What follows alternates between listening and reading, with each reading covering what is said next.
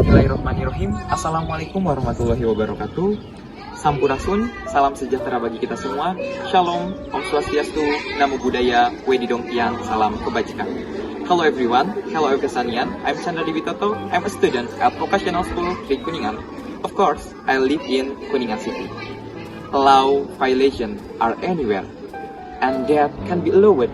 So we must know the meaning of the law and implement it. So I will read and conclude the meaning of the law from several experts. Yang pertama yaitu dari Philip James.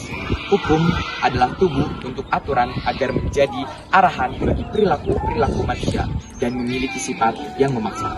Sedangkan menurut Hugo de Groot, hukum adalah peraturan tentang perbuatan moral yang menjamin nilai-nilai keadilan. Okay, we can conclude. The law exists in this world, in this country, to regulate and direct human. Not only that, the law exists to guarantee justice, harmony, and it breeds happiness, regardless of who, when, and where. If it has a meaning, it must have a function. Firstly, the law has a function that is guarantee justice, harmony, security, order, and last, happiness. Remember, the law exists in this world, in this country. Doesn't look at who, when, and where.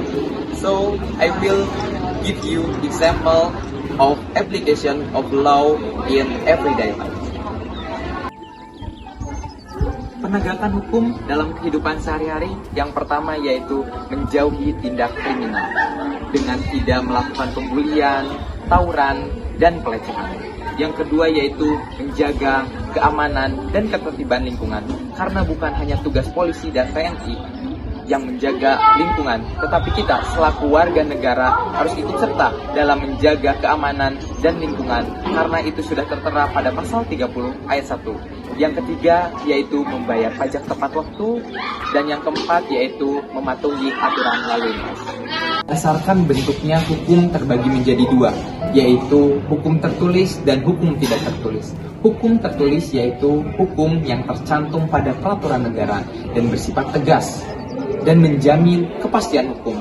Contohnya undang-undang, peraturan pemerintah, dan peraturan daerah. Sedangkan hukum tidak tertulis yaitu hukum yang tidak tercantum dalam peraturan negara, tetapi ada di dalam kehidupan masyarakat. Contohnya seperti hukum adat dan hukum kebiasaan.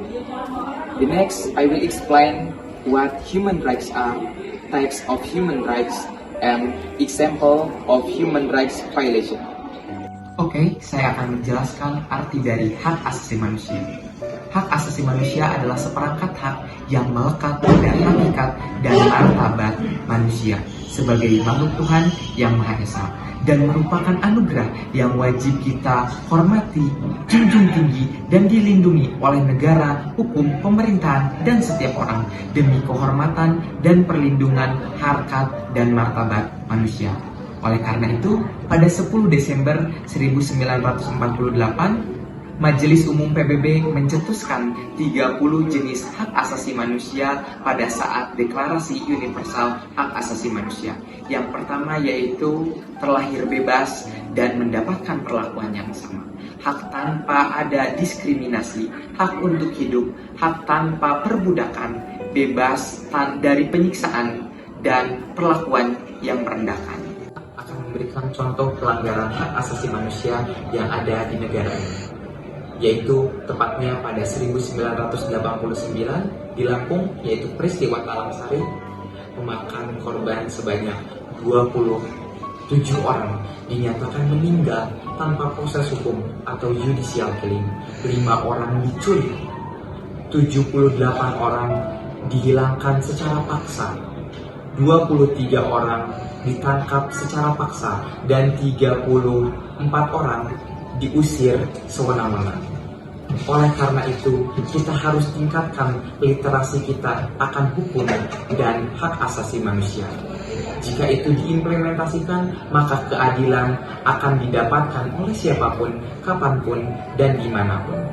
Dan junjung tinggilah nilai-nilai kemanusiaan.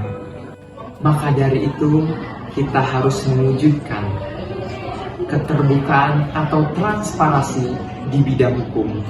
Dengan itu, maka keadilan dan kebenaran akan terwujud.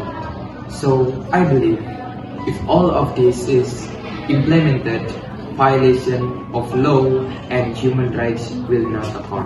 So, if you respect other people's human rights, your human rights will be respected too. I'm Chandra Dibitoto. I'm ready to serve as an ambassador for law and human rights in 2024. See you in Bandung. Wassalamualaikum warahmatullahi wabarakatuh.